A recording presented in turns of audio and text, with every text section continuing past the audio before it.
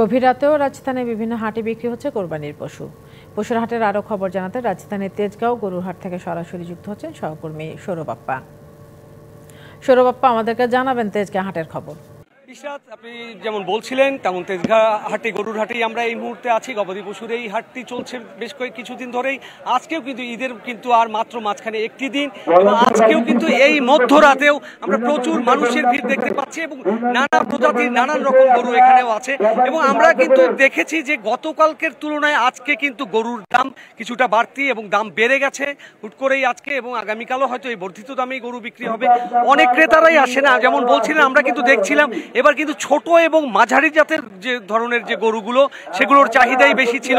এটার কারণ হিসাবে আমরা যখন ইজারাদার থেকে শুরু করে ক্রেতা বিক্রেতা এবং অন্যান্য যে এই তেজগাঁ হাটের মতো আমরা কিন্তু মেরাদিয়া হাট বা বসিলা হাট এবং অন্যান্য হাটগুলোতেও কিন্তু কথা বলেছি। অনেক তেজগাঁ হাটে এখন পর্যন্ত পর্যাপ্ত গরু আমরা দেখতে পাচ্ছি, কিন্তু অনেক হাটে কিন্তু গরুর সংখ্যা কমে গেছে এবং যেহেতু কেনা বেচার একটা পরিমাণ হয়ে গেছে, সেই সাথে কিন্তু ইজারাদাররা এবং বিক্রেতারা অনেকে বলছেন মানুষের হাতে অর্থের তারল্য না থাকায় এবার কিন্তু গরুর ছোট এবং মাঝারি গরুগুলোর চাহিদাই বেশি ছিল। এবং বড় গরুর আমরা অন্যান্য ঈদগুলোতে যেমন দেখি যে অনেক বেশি দামের গরুগুলোর কেনার প্রতি একটা ঝোঁক থাকে এবং সেগুলো সামাজিক যোগাযোগ মাধ্যমে ভাইরাল হয়। এবার কিন্তু সেই প্রবণতাটা কিছু কম দেখেছি আমরা।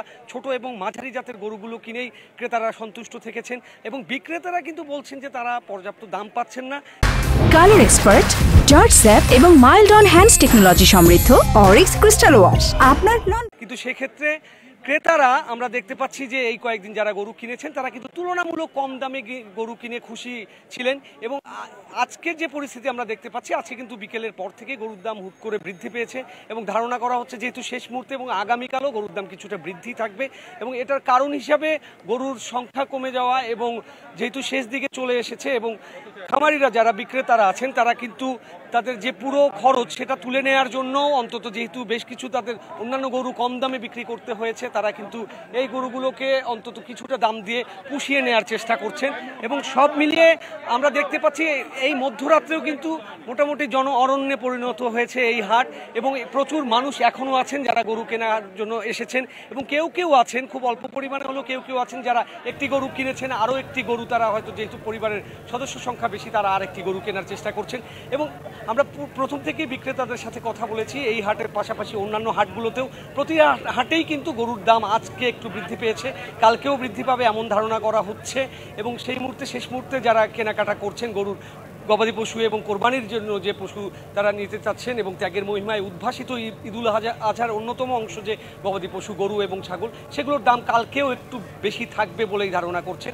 এবং আমরা ক্রেতাদের সাথে যেমন কথা বলেছি, বিক্রেতাদেরও কিন্তু অনেকে বলছেন, খামারিরা বিশেষ করে, যে তাদের খরচটা কোনো মতে তারা তুলে আনতে পেরেছেন গরুর দাম কম হওয়ায় এই কয়েকদিন, এবং তারা খুব বেশি মুনাফা করতে পারেননি। এবং সর্বশেষ এই চলছে।